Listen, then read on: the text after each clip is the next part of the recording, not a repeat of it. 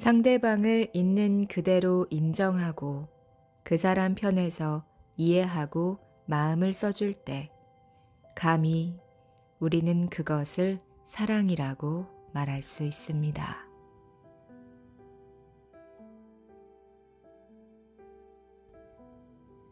안녕하세요. 모모입니다. 잘 지내고 계시죠? 날씨가 춥다 보니까 감기가 기승이에요. 항상 건강 잘 챙기시기 바랍니다. 오늘 소개해 드릴 책은 법륜 스님의 주례사입니다. 애청자 한 분께서 이 책을 추천해 주시기도 하셨고요. 저도 굉장히 좋아하는 책이라 즐거운 마음으로 준비를 해 봤습니다. 스님의 주례사는 사랑, 연애, 결혼에 있어서 행복한 관계를 유지하기 위한 지혜가 담겨 있는 책인데요. 2010년 출간된 이래 많은 독자들의 공감을 얻으면서 큰 사랑을 받았던 책입니다. 누구나 결혼할 때는 행복할 거라고 생각을 하죠. 그런데 살다 보면 행복하기만 할 순 없습니다. 또 어떻게 보면 불행할 때도 있죠. 스님은 이 세상에서 가장 사랑하는 부부 사이에 왜 갈등이 생길까? 행복하려고 한 결혼 생활이 왜 괴로움 속에서 돌고 돌까? 그 이유를 명쾌하게 설명하고 있습니다. 결혼은 혼자 살아도 외롭지 않고 같이 살아도 귀찮지 않을 때 해야 한다. 명언이더라고요. 스님의 주례사. 오늘 모모의 북살롱에서 함께 하시죠.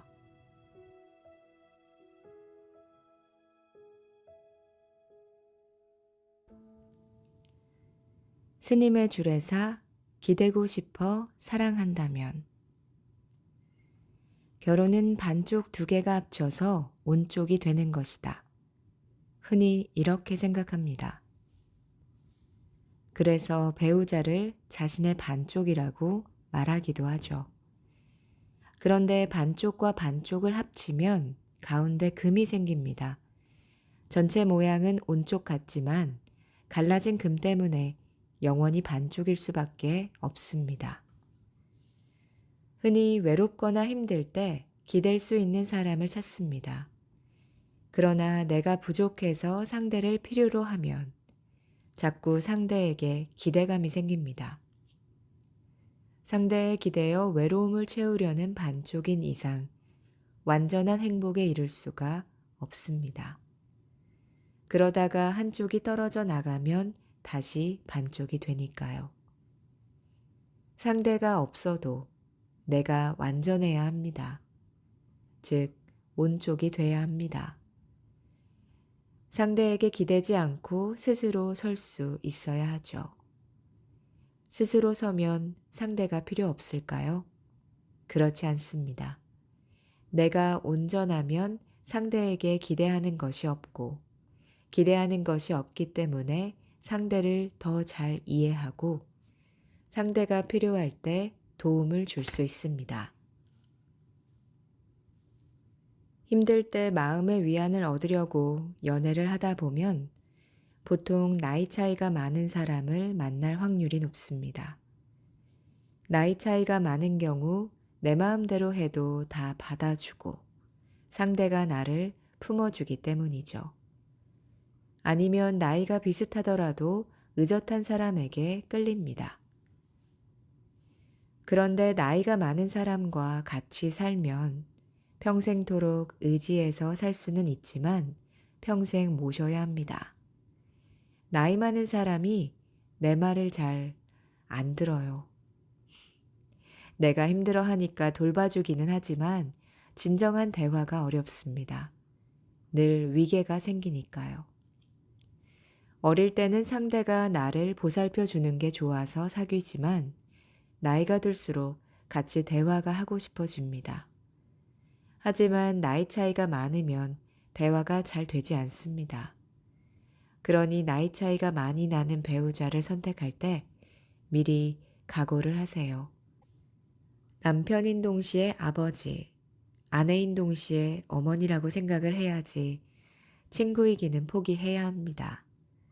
그런데 친구 관계까지 원한다면 여기서 갈등이 생겨요. 가장 좋은 방법은 두 사람 모두 수행을 해서 완전한 사람끼리 만나는 겁니다. 그러면 관계가 훨씬 부드러워집니다. 결혼을 해도 서로를 속박하지 않게 됩니다.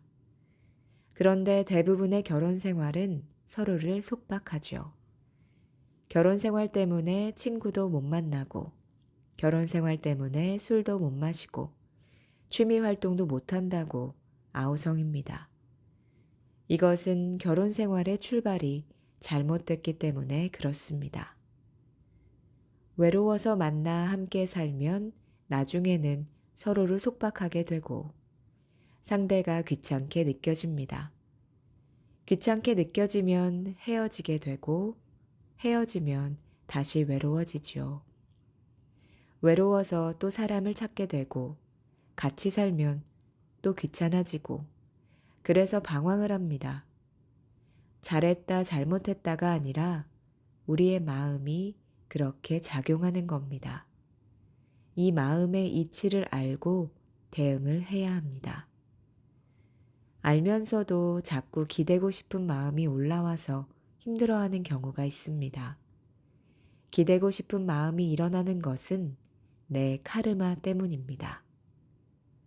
그러나 기대고 싶은 마음에 사로잡히면 안 되죠. 이 마음을 따라가게 되면 결국은 스스로를 속박하게 됩니다. 그렇다고 기대고 싶은 마음아 일어나지 마라. 이렇게 생각한다고 해서 일어나지 않는 게 아닙니다. 이것은 무의식에서 저절로 일어나기 때문에 우리가 의지로 이래라 저래라 한다고 바꿀 수 있는 게 아니에요. 이럴 때는 일어나는 마음을 잘 살펴봐야 합니다. 기대는 마음에 따라갈 때는 스스로 속박하게 될 것을 각오해야 돼요. 집은 우리를 편안하게 보살펴 주지만 대신 감옥일 수 있습니다. 부모도 자식을 보살펴 주긴 하지만 잔소리꾼일 수 있습니다. 이처럼 집은 두 가지 성격을 가지고 있습니다. 만약 감옥이 싫어서 집을 뛰쳐나가면 나는 나그네가 됩니다. 나그네가 되고 보면 외로워서 집으로 돌아옵니다. 집에 돌아오면 눈치를 봐야 하고 살아야 하니까 또 뛰쳐나갑니다. 뛰쳐나가면 또 외로워지니 다시 돌아옵니다. 이것이 방황하는 우리 인생입니다. 즉, 혼자 있으면 외롭고 둘이 있으면 귀찮습니다. 이래도 문제고 저래도 문제네요. 이래도 좋고 저래도 좋으려면 혼자 있어도 외롭지 않아야 하고 둘이 있어도 귀찮지 않아야 합니다. 온쪽이 되면 혼자 있어도 외롭지 않고 둘이 있어도 귀찮지 않게 됩니다. 상대에게 바라는 것이 없기 때문에 귀찮은 일이 없는 겁니다.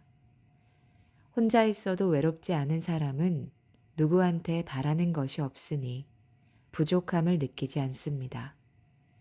혼자 살아도 되고 같이 살아도 되니까 선택이 자유롭습니다. 스스로를 잘 살펴서 만약 누군가에게 기대는 성격이라면 카르마, 내 업대로 살든지 그렇지 않으면 외로울 때일수록 사람을 만나서 해결하려고 하지 말고 스스로 해결해 보려고 노력해야 합니다. 외로움은 어디서 오느냐? 이를 잘 살펴보는 거죠. 결국 외로움은 우리가 마음의 문을 닫았을 때 생겨납니다. 내 옆에 사람이 없어서 외로운 게 아니에요. 싫어하는 마음을 내면 부부가 한 이불 속에 껴안고 자도 외롭습니다. 그러나 싫어하는 마음이 없으면 스님이 깊은 산 속에서 혼자서 10년을 살아도 외롭지 않아요.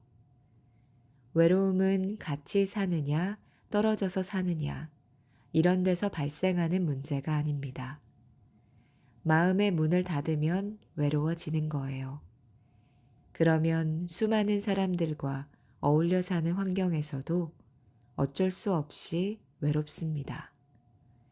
반면 마음의 문을 활짝 열면 깊은 산속에 혼자 살아도 외롭지가 않습니다. 풀벌레도 친구가 되고, 새도 친구가 되고, 다람쥐도 친구가 되고, 밤하늘의 별도 친구가 됩니다. 눈을 뜨고 있으면 밤에도 무언가 보입니다. 그러나 눈을 감고 있으면 대낮에도 아무것도 안 보여요. 외롭다는 것은 지금 눈을 감고 있기 때문에 대낮에도 어둡다고 고함치는 사람과 같습니다. 즉, 스스로 마음의 문을 닫고 있기 때문에 외로운 겁니다. 그걸 알아차려서 스스로 외로움에서 벗어나 버리면 외로움 때문에 사람을 찾지는 않게 됩니다.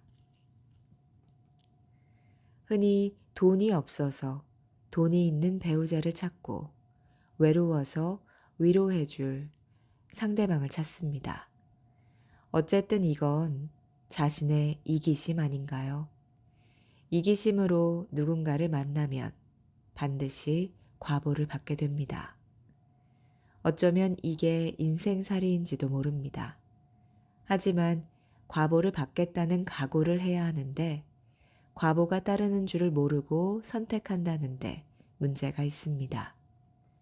또 내가 상대에게 실망할 때 상대 탓이 아니라 자신의 기대가 높았다는 것을 자각하면 문제를 쉽게 해결할 수 있습니다. 좋은 배우자를 만나게 해주세요. 이런 기도를 할 것이 아니라 자기 수행부터 먼저 해 나가야 합니다. 그러면 스스로 서는 힘이 생깁니다. 결혼을 해야 한다, 하지 말아야 한다고 얘기하는 게 아닙니다. 결혼을 했으면 결혼 생활이 행복하도록 노력하고 혼자 살면 혼자 사는 삶이 행복하도록 노력해야 한다는 겁니다. 행복은 결혼 자체와 상관이 없습니다. 그런데도 사람들은 혼자 살면 외롭고 같이 살면 귀찮아하면서 끊임없이 갈등을 합니다. 이런 마음을 잘 살펴야겠습니다.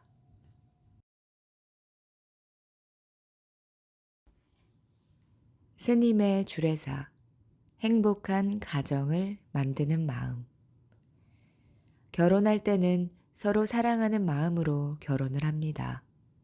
이 마음이 10년, 20년, 30년 가면 얼마나 좋을까요? 검은 머리가 팥뿌리가 될 때까지 어려운 일이 있거나 어떤 고난이 닥치더라도 서로 아끼고 사랑하며 살겠는가? 우리는 주례가 물으면 예라고 철석같이 약속합니다. 그런데 그렇게 결혼을 해놓고 3년은커녕 3개월, 심지어 3일을 못 넘기고 남편 때문에 못 살겠다, 아내 때문에 못 살겠다, 불평불만을 늘어놓습니다.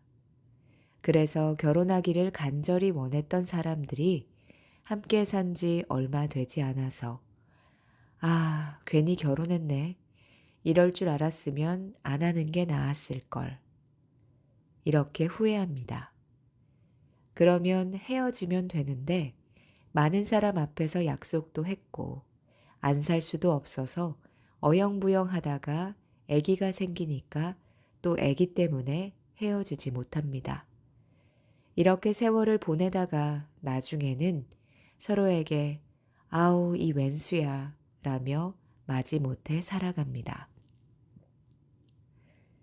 결혼하고 남편 때문에 아내 때문에 고생을 하다가 나이가 들어서 인정할 건 인정하고 포기할 건 포기하고 나면 그제야 좀 살만해집니다. 그런데 이번에는 또 자식이 애를 먹이네요. 진학, 취직, 온갖 애를 먹여서 죽을 때까지 자식 때문에 고생합니다. 이것이 인생사입니다. 그래서 결혼할 때는 세상을 다 얻은 듯이 기뻐하지만 한참 인생을 살다 보면 혼자 사는 스님 팔자가 부럽다.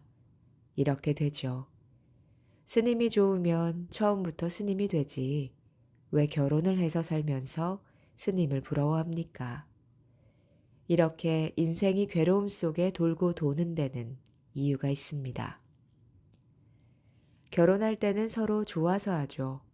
그런데 결혼할 때 마음은 어떻습니까? 선도 많이 보고 사귀기도 해보고 남자는 여자에 대해서 여자는 남자에 대해서 이것저것 따져봅니다. 이때 근본 심보는 덕을 보자는 거죠. 저 사람이 돈은 얼마나 있나, 학벌은 어떤가, 건강은 어떻고 성질머리는 어떤가 이것저것 고릅니다. 이것이 바로 어떻게 하면 참 덕 좀 볼까 이런 마음이죠. 손해볼 마음이 눈꽃만큼도 없습니다. 서로에게 덕을 보려는 마음이 살다 보면 다툼의 원인이 됩니다. 아내는 30% 주고 남편에게는 70% 덕을 보려들고 남편도 30% 주고 아내에게는 70% 덕을 보려고 합니다.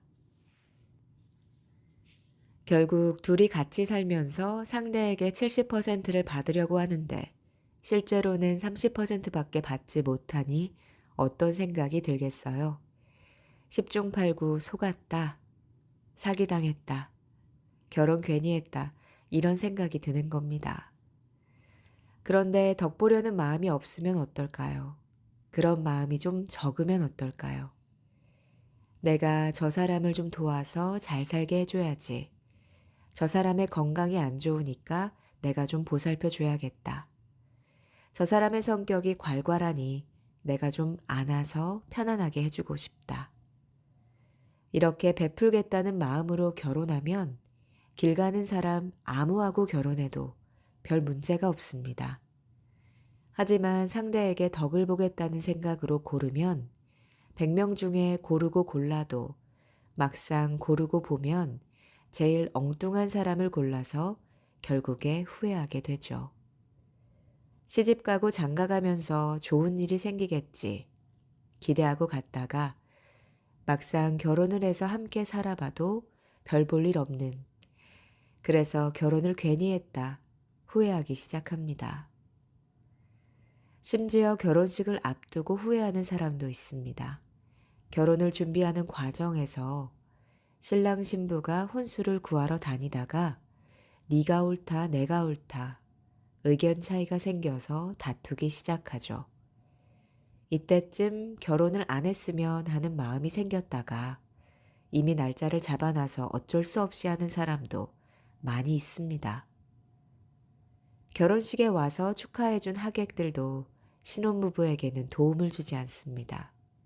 결혼 생활을 해서 좌절을 맛본 사람들이라 괜히 심술을 부리기도 하죠.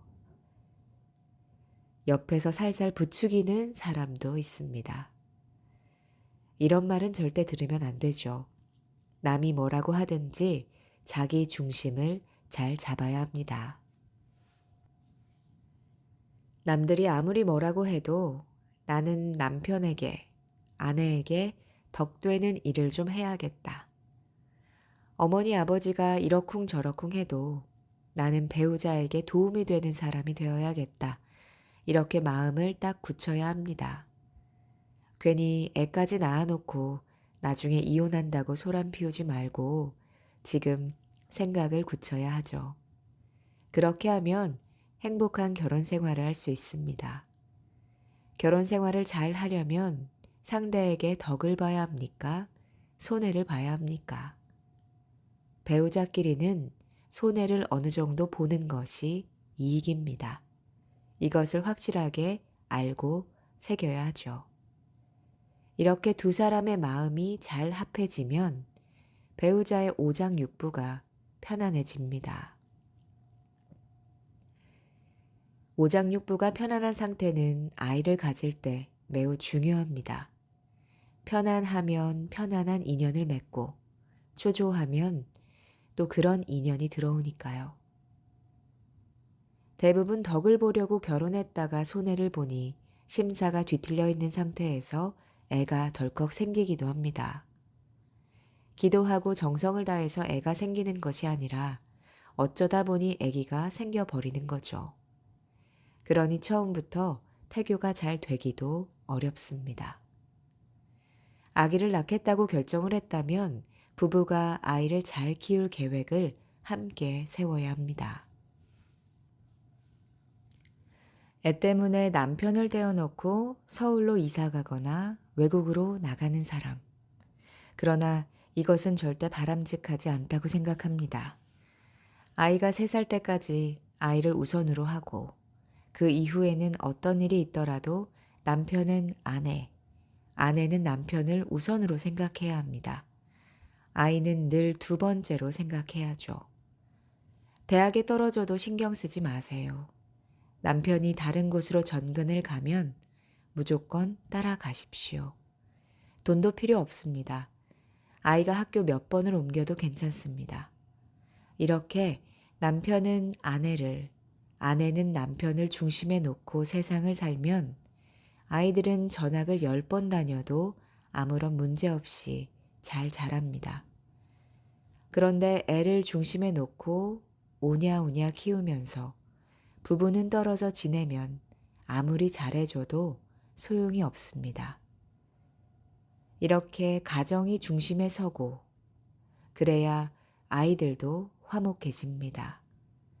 가정을 화목하게 한 다음 내가 사는 세상에도 기여를 해야 합니다.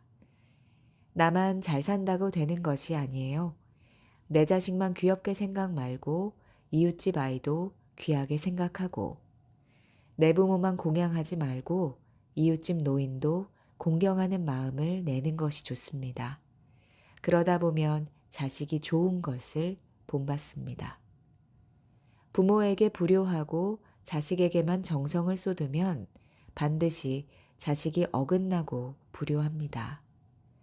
매를 들고 애를 가르칠 필요 없이 내가 늘 부모를 먼저 생각하면 자식이 저절로 효자가 됩니다. 나중에 후회하지 말고 지금부터 좋은 인연을 지으세요.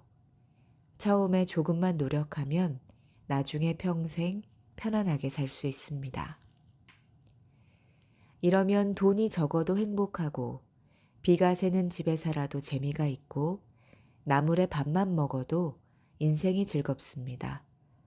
즐겁자고 사는 거지 괴롭자고 사는 것이 아니니까 부부는 이것을 중심에 놓고 살아야 합니다. 그래야 남편이 밖에 가서 사업을 해도 잘 되고 뭐든지 잘 됩니다.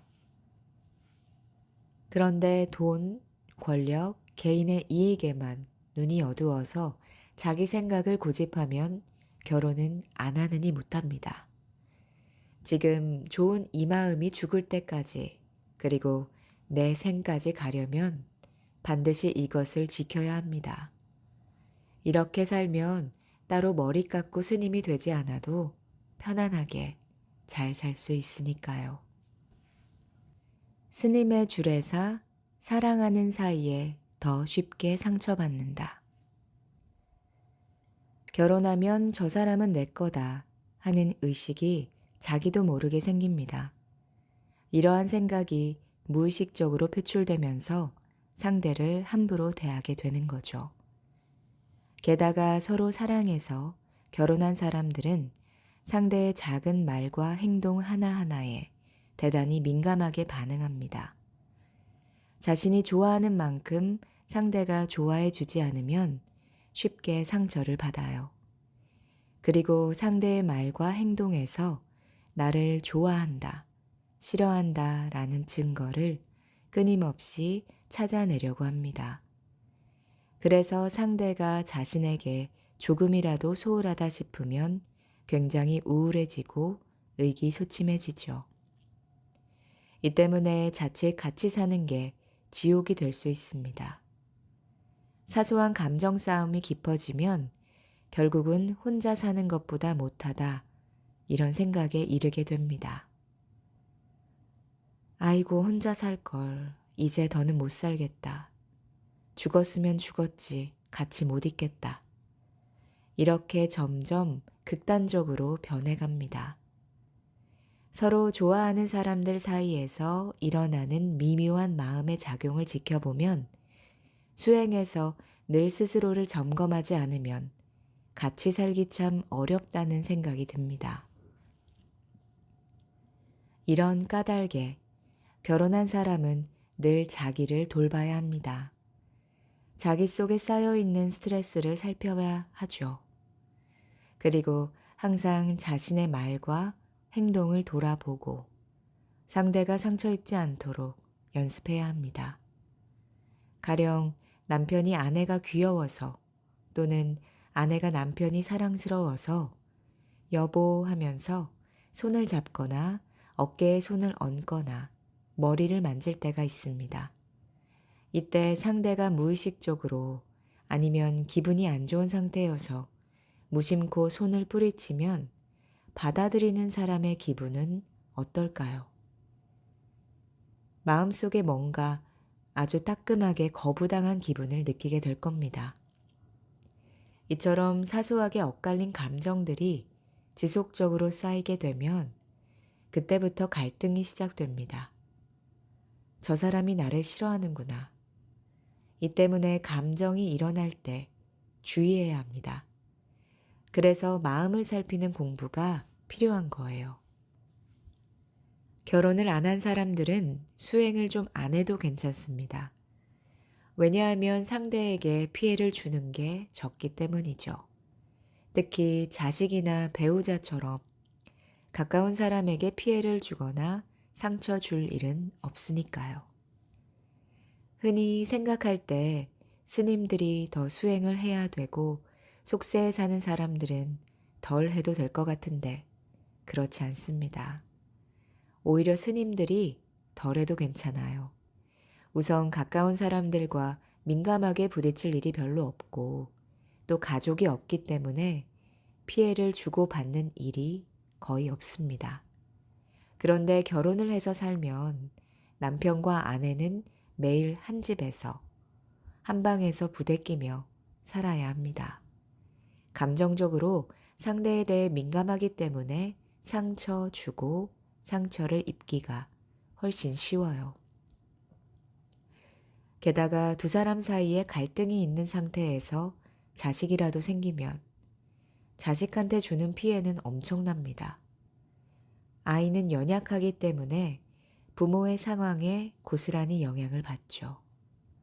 불안과 초조, 분노와 갈등의 감정이 아이에게 그대로 전해집니다. 이것이 어른이 된 후에는 더 큰 영향을 미칩니다. 실제로 요즘 심성이 건강한 사람이 드뭅니다. 이 때문에 깨달은 사람이 나오기가 좀 어려워요. 심신이 바닥에 깔려 있어야 하는데 이런 젊은이가 별로 없습니다. 대체적으로 부모가 불화를 겪고 있는 환경에서 자랐기 때문이에요. 심신이 건강한 사람이 나오려면 애를 키울 때 부모의 마음이 안정되어 있어야 합니다. 경제적으로 부유한지 가난한지는 별 상관이 없어요. 그러니까 스스로 자기를 돌아봤을 때 자기 업에 자기가 못 견디고 마음 준비가 덜 됐다 싶으면 결혼할 생각을 하지 않는 게 좋습니다. 그나마 자기 조절이 조금 된다 싶으면 결혼은 해도 좋지만 자식은 안 낳는 게 낫습니다. 만약 자식을 낳으려면 정말 그 아이를 위해서 노력해야 합니다. 결혼은 상대를 사랑하는 마음만으로 시작할 수 있는 게 아니니까요. 철저하게 상대를 책임지려는 자세, 자식을 책임지겠다는 마음가짐을 가져야 결혼할 준비가 되었다고 할 수 있습니다. 스님의 주례사, 화내는 사람과 좋은 인연을 짓는 법. 어느 날 부처님이 탁발을 나갔습니다. 당시 인도에서 제일 신분이 고귀하다는 브라만의 집 앞에 이르렀죠. 그런데 콧대 높은 집주인이 부처님을 딱 위아래로 쳐다보더니 밥을 주기는커녕 쪽박 깨는 소리를 하는 겁니다. 사대 육신이 멀쩡한데 이래서 먹고 살지 왜 밥을 얻어먹으러 다니는가? 부처님께서는 그저 빙긋이 웃으셨어요. 그러자 집주인이 또 시비를 겁니다. 또 왜 웃는 건가? 여보시오, 당신 집에 가끔 손님이 옵니까? 그럼 선물을 가져오기도 하지. 만약 선물을 가져왔는데 당신이 그 선물이 마음에 안 들어서 받지 않으면 그 선물은 누구 겁니까? 그야 가져온 사람 거지. 그런데 왜 이런 말을 묻는 건가? 지금 당신이 나에게 욕을 선물했는데 그것을 내가 받지 않으면 그 욕은 누구의 것이 됩니까? 이때 집주인이 부처님의 말씀을 듣고 깨달은 바가 있어서 자기의 잘못을 빌었다고 하죠. 이 일화를 제 입장에서 바꿔 생각해 볼 수 있습니다. 제가 만약 어느 집에 탁발을 하러 갔는데 그 사람이 막 욕을 한다. 어떤 감정이 일어날까요? 그냥 대놓고 말할 겁니다. 주기 싫으면 말지 욕은 왜 해? 그러면 그 사람도 할 말이 있겠죠? 당신이 우리 집에 얻어먹으러 오지 않았으면 내가 욕을 하겠어? 부처님이 탁발을 할 때 규칙이 있습니다. 남의 집에 들어가지 않아요. 그냥 대문간에 서 있습니다. 그리고 달라는 소리도 안 합니다. 다만 서 있을 뿐이죠. 이게 탁발의 원칙입니다. 뭐 좀 주세요 라고 하면 구걸했다고 합니다. 탁발은 주세요라는 말을 하면 안 돼요. 그냥 가만히 서서 염불을 해야 합니다. 그러면 알아서 주는 거예요. 그러니까 저도 할 말이 있죠. 내가 언제 달라고 그랬소? 그냥 서 있었지. 그러면 그 사람은 또 뭐라고 할까요? 왜 남의 집 대문 앞에 서서 그러는 거요? 길이 다 당신 거요? 이런 식으로 시비가 오가겠죠. 그렇게 하면 주변에 있던 사람이 이 모습을 보고 뭐라고 할까요? 저 두 사람은 보자마자 싸우네. 두 사람이 보자마자 싸운다면 내일도 싸울까요? 그렇습니다. 오늘도 싸우고 내일도 싸우면 오늘 원수가 됐으니 내 생에도 원수가 되겠죠. 그런데 왜 보자마자 싸울까요? 저 두 사람은 전생에서부터 원수였다. 이렇게 됩니다.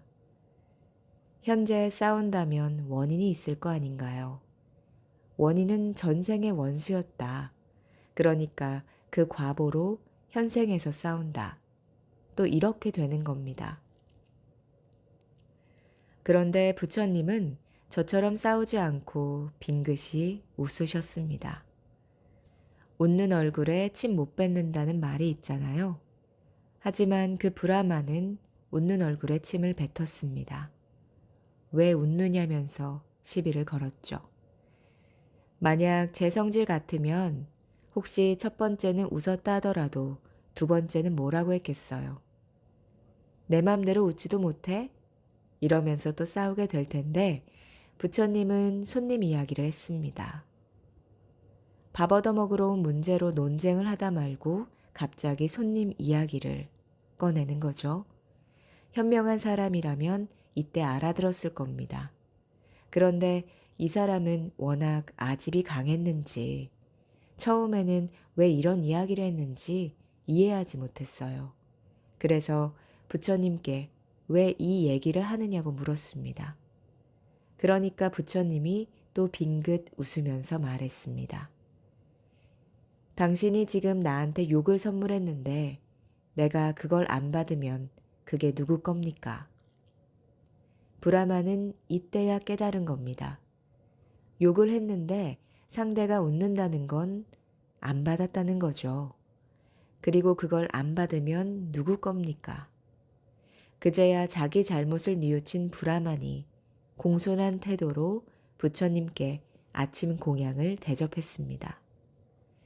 부처님은 환영하는 사람에게만 설법하신 게 아니고 욕하는 사람에게도 이렇게 설법을 하셨습니다. 이 설법을 비난하는 청법에 대한 답이에요. 좋은 마음으로 법을 청한 데 따른 답이 아니라 부처님을 비난한 것에 대한 법문입니다. 마음으로 가마를 받은 브라만이 무릎을 꿇고 부처님께 법을 청합니다. 저를 위해서 좋은 법문을 해주십시오. 부처님의 법문을 들은 그의 얼굴이 환히 밝아졌습니다. 만약 이 모습을 지나가던 사람이 보았다면 어떤 생각이 들까요? 두 사람은 오늘 처음 만났지. 그런데 저 브라마는 부처님께 공양을 올리고 부처님은 저 사람을 위해서 설법을 해주네. 저렇게 좋은 인연이니 다음 생에도 분명 좋은 인연이 되겠다. 이렇게 생각할 겁니다. 지금 좋은 인연을 보면 전생에는 어땠을까요? 서로 좋은 인연이었겠죠. 좋은 인연이었으니 오늘 처음 만났는데도 화기애애하잖아요. 부처님은 상대가 화를 내며 욕을 하는데도 빙긋이 웃음으로 받으니 그것이 뒤집어져서 이 생에 좋은 인연이 됐습니다. 이 생에 좋은 인연이 된 덕분에 전생까지도 좋은 인연이 된 거예요.